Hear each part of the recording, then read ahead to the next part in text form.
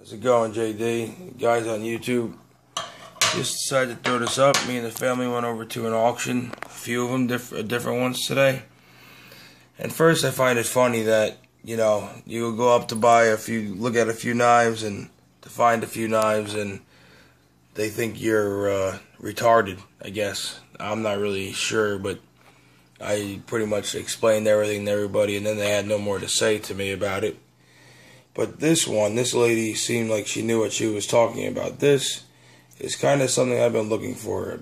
I posted some pictures for a Bob Neely. It would be the same, a little shorter, and I love the wrap. The wrap is what gets me on the Bob Neelys and this one.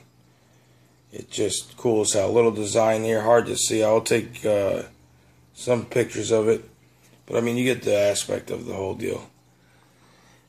And I just wanted it so bad, a Bob Neely one, because I wanted, the short, like the dagger, not a dagger, the tanto, the curved. It looks real nice. You can use a pocket sheath with it. This one is a little bigger, but has the same beautiful aspect as the one that I was talking about for the Bob Neely. I love the wrapping around the handles and how the tanto curves up, just gives it that Japanese, like, samurai, type of look. Very cool. I would not mind another one of these. The lady had it hidden behind all her bullshit Chinese knives. And as you can see, it has that nice, I forgot what Charles Mike told me that was, but when I seen that, I knew it was pretty much official. The grind on it is very nice. And I got it at the auction for about $40, $4.40 Japan, the blade is. The handle has a design, here and at the bottom. I'm not really interested in that, but my whole thing was I wanted to get a Bob Neely one, and I am not able to because I can't find one on secondary market. And so this is the closest one I've seen, and I was pretty amazed by finding this. I talked to Charles Mike about cutting the blade down so I could carry it a little easier for an EDC, with pocket sheath or boot knife. The sheath that it came with, I don't have it around anymore. I'm not a big fan of it. Just a regular leather sheath, long, hangs down. It'd be very noticeable. And what gets me about these knives are the wraps around the handles. I really enjoy that. I was talking to a guy on JD about them. I'm gonna try to learn to do it myself. But I wasn't expecting to score something like this, and it might not be the biggest score.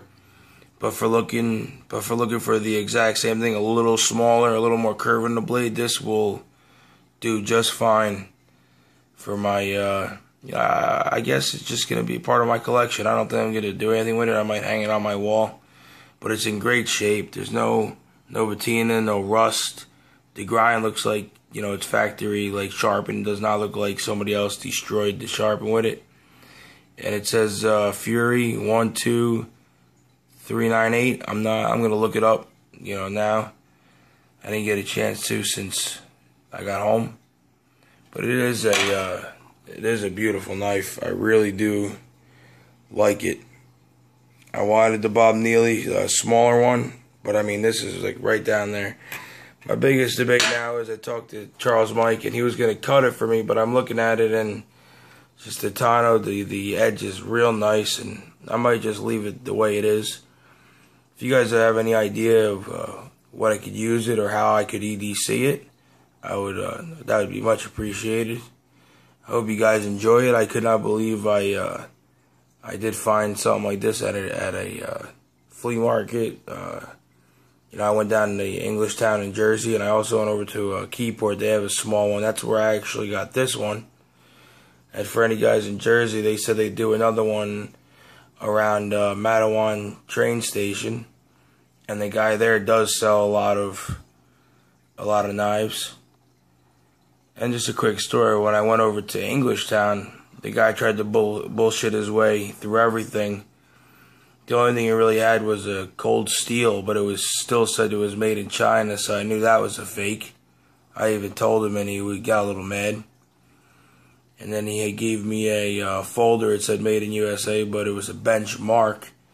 And I said no. And then he brought me inside to show me his one Balisong that, you know, they told me that they're not allowed to have, and it was a Bear and Sons.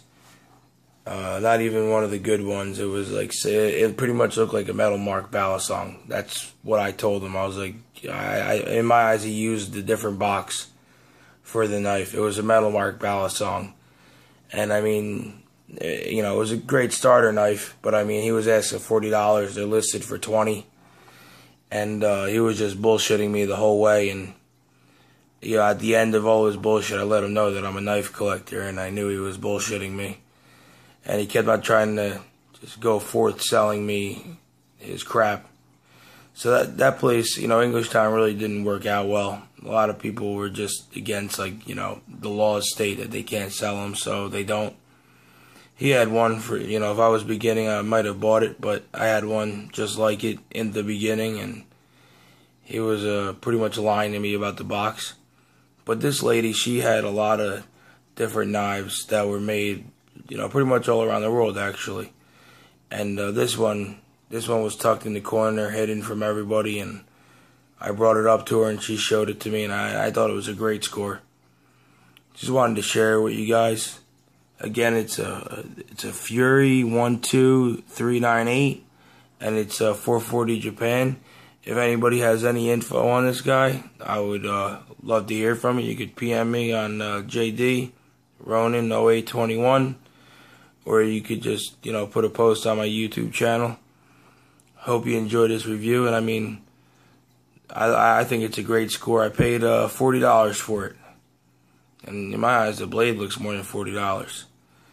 So let me know what you guys think. I'm thinking about getting it cut, getting the blade cut a little shorter. That's where I kind of want some people's suggestions that know a little bit more than I do. Thank you guys for watching.